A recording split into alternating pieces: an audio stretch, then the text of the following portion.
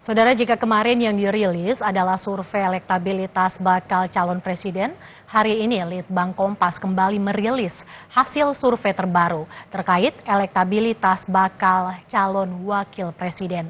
Rangkaian survei ini dibiayai secara mandiri sepenuhnya oleh Harian Kompas. Survei Kompas periode Agustus 2023 ini menunjukkan bahwa dinamika elektabilitas pendamping bakal calon presiden mulai mengerucut pada sejumlah tokoh. Padahal belum ada bakal calon presiden yang mendeklarasikan pasangannya. Gubernur Jawa Barat Ridwan Kamil, Menteri Pariwisata dan Ekonomi Kreatif Sandiaga Uno, dan Menteri BUMN Erick Thohir bersaing ketat di posisi teratas.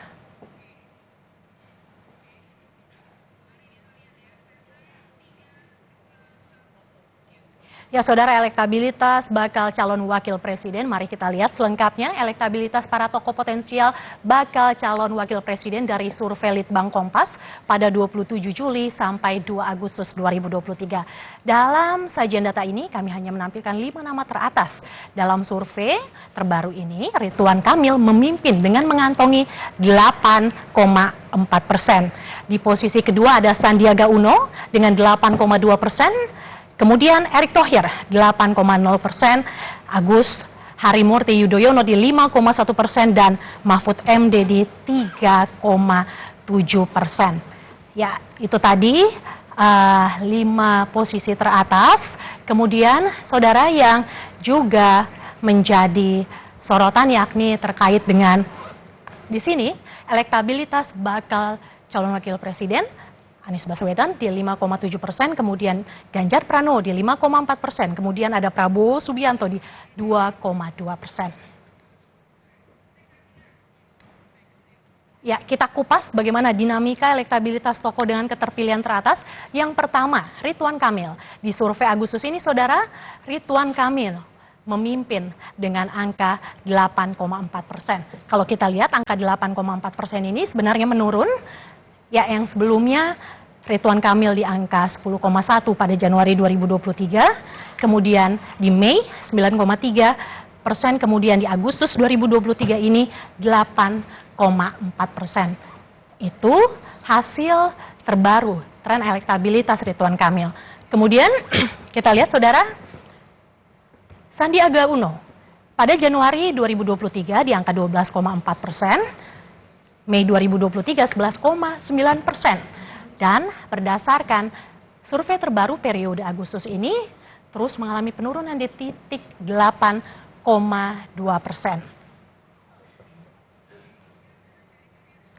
Berikutnya kita lihat tren elektabilitas bakal calon wakil presiden Erick Thohir yang merupakan Menteri BUMN.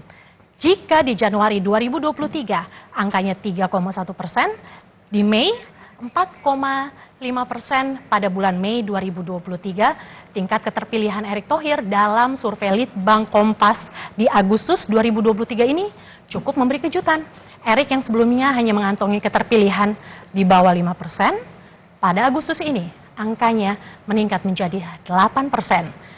Erick kini otomatis masuk ke 3 besar tokoh bakal cawapres dengan elektabilitas tertinggi, dengan selisih tipis dibandingkan dengan Ridwan Kamil dan Sandiaga Uno. Kita lihat tren elektabilitas bakal calon wakil presiden Agus Yudhoyono. Pada Januari 2023 angkanya 3,7%, di Mei 2023 4,1%, dan Agustus 2023 angkanya adalah 5,1%. Ini juga mencatatkan tren peningkatan elektabilitas sepanjang 2023 dari perolehan sebelumnya yang 3,7% di bulan Januari 2023. Ya, pertimbangan pilihan pasangan survei Litbang Kompas periode Agustus 2023 juga memotret pertimbangan pemilih dalam menentukan pilihan pasangan calon presiden dan juga calon wakil presiden. Ketika responden ditanya sosok mana yang lebih menjadi pertimbangan utama, 60,6% menjadikan kombinasi sosok presiden dan wakil presiden sebagai faktor utama Dan hanya 29,3% memilih sosok calon presiden sebagai faktor penentu. Sementara itu, saudara, hanya 3,3% responden yang menjadikan sosok calon wakil presiden sebagai bahan pertimbangan utama.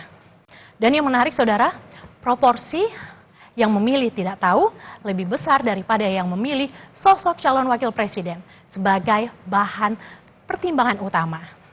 Jika mengacu pada keseluruhan angka ini, hingga Agustus 2023, mayoritas pemilih menilai baik sosok capres maupun cawapres sama-sama penting sebagai bahan pertimbangan dalam memilih. Ya, siang ini saya sudah bersama peneliti senior Litbang Kompas, Mas Toto Suryaning Tias. Silakan bergabung, Mas Toto. Mas Toto, terima kasih sudah bergabung di Kompas Siang. Selamat siang. Mas Toto, sebelum lebih dalam kita tanya soal hasil survei, saya mau tanya dulu nih Mas, kapan survei Litbang digelar dan metode apa yang digunakan? Survei ini survei reguler ya, kami sudah melakukan sejak Januari 2015 di periode pertama, lalu juga Oktober 2019 di periode kedua. Ini survei yang termutakhir, kita lakukan tanggal 27 sampai 7 Agustus, 27 Juli ya, sampai 7 Agustus. Jadi lebih banyak Agustusnya. Makanya kita sebut ini survei bulan Agustus. Metodenya kita memakai metode pencuplikan sistematis atau multi-stage random sampling. Ada 1000, biasanya kami memakai 1200, tetapi untuk survei ini di beberapa sampel yang kecil, kami tambah sampelnya sehingga minimal di primary sampling unit di tempat-tempat yang kecil itu minimal ada 16 poin, ada 16 responden. Sehingga sekarang dari 1200 kita sekarang menjadi 1364. Sampling errornya lalu juga menjadi agak turun, biasanya 2,83, sekarang menjadi 2,65.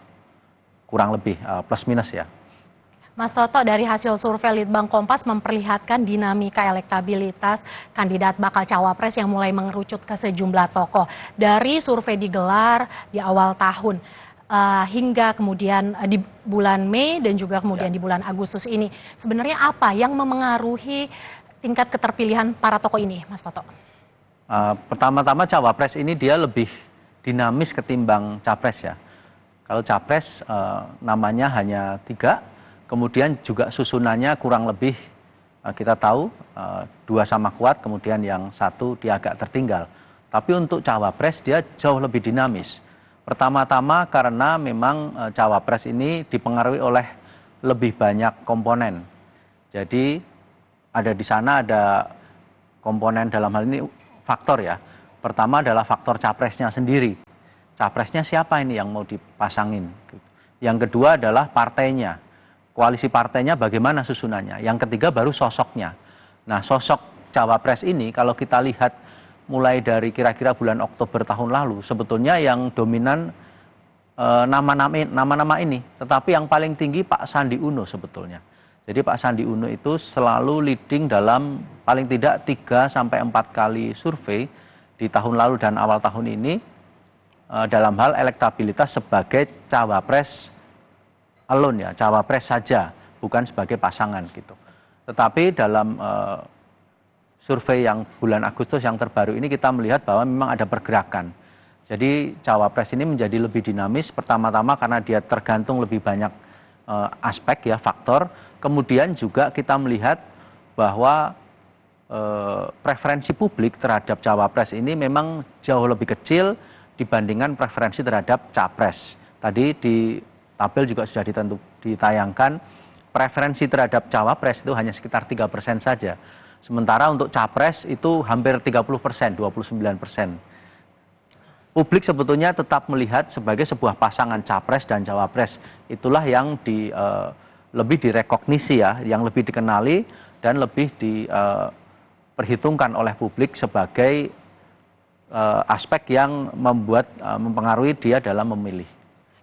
Mas, tadi Sandiaga Uno hasilnya cukup terjadi penurunan. Apa yang mempengaruhi ini terjadi, Mas? Sandi Uno ada beberapa langkah yang dilakukan. Yang terakhir juga kita sama-sama tahu beliau melakukan langkah politik mundur dari Gerindra dan dia masuk ke P3. Ini ada beberapa hal. Yang pertama adalah Sandi Uno sebetulnya membawa elektabilitas yang sudah mapan ketika masuk dalam pencapresan atau pencawapresan ya. Karena elektabilitas itu sudah dibawa sejak beliau menjadi pasangan Prabowo di pemilu Pilpres sebelumnya. Sehingga modal sosialnya sudah ada. Akan tetapi modal sosial itu lalu menjadi goyah ketika memang beliau melakukan langkah politik. Ketika pindah ke P3. Tetapi kepindahan ini sendiri sebetulnya bukan semata-mata soal ansih kepindahan itu sendiri, tetapi memang konstelasi yang lebih luas tadi. Jadi di sana ada soal koalisi yang belum jelas, koalisi maksudnya yang belum mapan, yang belum berpengaruh tentu ya. Mempengaruhi, kemudian juga bagaimana capresnya sendiri, apakah betul-betul akan dipasangkan dengan Pak Ganjar misalnya, atau siapa. Kemudian yang ketiga juga kita harus melihat partainya. P3 ini kandidatnya, konstituennya itu sebetulnya lebih banyak mendukung ke capres yang lain, bukan Pak Ganjar. Oke. Dalam hal ini adalah Pak Anies gitu. Sehingga itu akan mempengaruhi preferensi terhadap Pak Sandi Uno. Oke, kalau kita lihat apa sih yang mempengaruhi dalam 3 bulan terakhir? Tadi kita udah bicara dari awal tahun. Nah, kalau 3 bulan terakhir, apa yang mempengaruhi dinamika elektabilitas 3 bulan terakhir bakal calon wakil presiden, Mas Toto? Tetap beberapa aspek tadi ya. Satu soal koalisi partai, kemudian juga capresnya siapa, kemudian cawapresnya itu sendiri. Beberapa nama kita lihat di sini berdinamika. Pak Sandi Uno turun, Pak Ridwan Kamil turun misalnya. Kemudian juga ada beberapa yang naik. Pak Erick Thohir justru naik, kemudian juga ada nama AHY juga justru naik. Pertama-tama adalah bagaimana masing-masing tokoh ini dia berkomunikasi kepada publik melalui kerja-kerja politik yang dilakukan. Misalnya seperti Pak Erick Thohir di akhir tahun lalu elektabilitasnya masih relatif kecil, tetapi lalu banyak melakukan kegiatan-kegiatan yang terkait dengan misalnya sepak bola. Dan liga-liga kita kan Indonesia menang ya. Sehingga di situ apresiasi muncul juga. Kemudian juga misalnya seperti Pak AHY gencar sekali melakukan tatap muka dengan konstituen Partai Demokrat, kemudian juga konstituen, dalam hal ini adalah konstituennya dari Pak ini ya, pasangan capresnya beliau ya, Pak Anies Baswedan. Nah, itu membuat awareness publik terhadap Pak AHY juga meningkat. Oke, ya karena itu ya Mas ya, selain nama-nama yang ada di papan tengah bursa cawapres, ada juga nama potensial.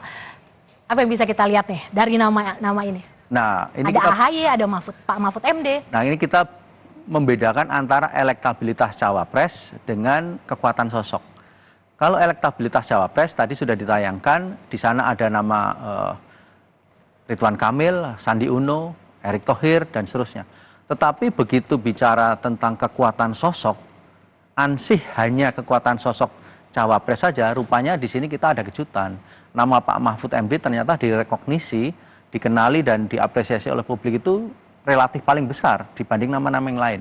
Nah, kita harus lihat kenapa demikian. Pak Mahfud kan dikenal sebagai sosok pertama-tama sosok ahli hukum yang berani ya. Kemudian juga cukup eksentrik beliau itu. Nah, sehingga ketika kita tanyakan ansih hanya soal kekuatan sosok, nah di situ rupanya publik menilai bahwa Pak Mahfud menjadi sosok yang relatif paling tinggi kekuatan sosoknya dibanding cawapres lainnya. Tapi ini tidak terkait langsung dengan elektabilitas. Ini terkait tapi tidak langsung, karena elektabilitas tentu mengacu kepada berbagai hal. Selain Pak Mahfud MD, ada juga nama Mas AHY. Seperti apa Mas bacaannya?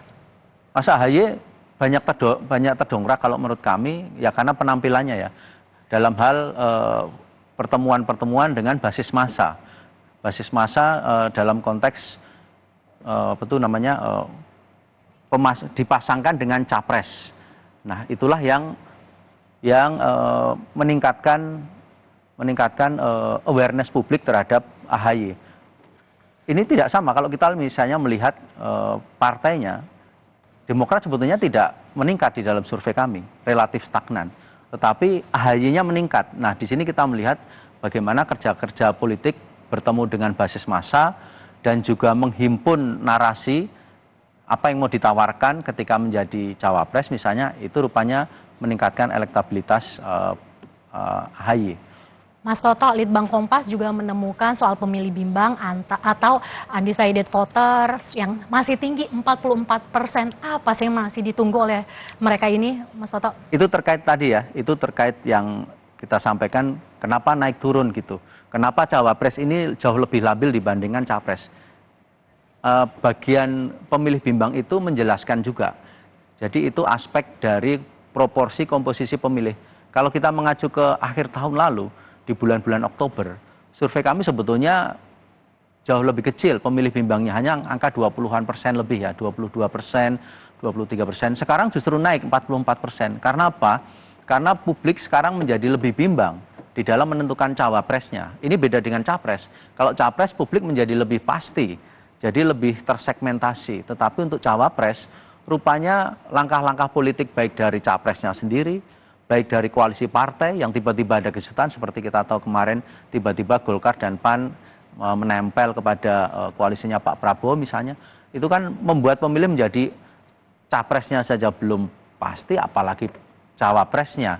Nah itulah yang membuat pada titik ini kita melihat pemilih bimbang, pemilih cawapres itu jauh lebih besar atau 2 kali lipat lebih besar tingkat ketidakpastiannya di dalam memilih atau ketidaktahuannya di dalam memilih ketimbang capres maupun juga ketimbang kondisi di akhir tahun lalu. Oke. Mas Toto, pendaftaran tinggal 2 bulan lagi. Kapan kira-kira survei Litbang Kompas selanjutnya? Dan apa yang akan dibahas? Apakah pakai pasangan juga? Iya, nanti kalau sudah didaftarkan tentunya kan pasangan sudah ada. Nah kita akan melihat respon publik apakah dengan pasangan yang semacam ini itu diterima seperti apa. Sekarang kita sama-sama menilai berdasarkan elektabilitas, tapi kita harus ingat bahwa di masa-masa sebelumnya pemilu kadang-kadang mengandung juga kejutan-kejutan. Sama seperti misalnya ketika Pak Jokowi di periode kedua ternyata dipasangkan dengan Pak Ma'ruf Amin. Di pemilu periode pertama banyak orang berharap Pak Jokowi dengan Abraham Samad, ternyata dengan Pak JK misalnya.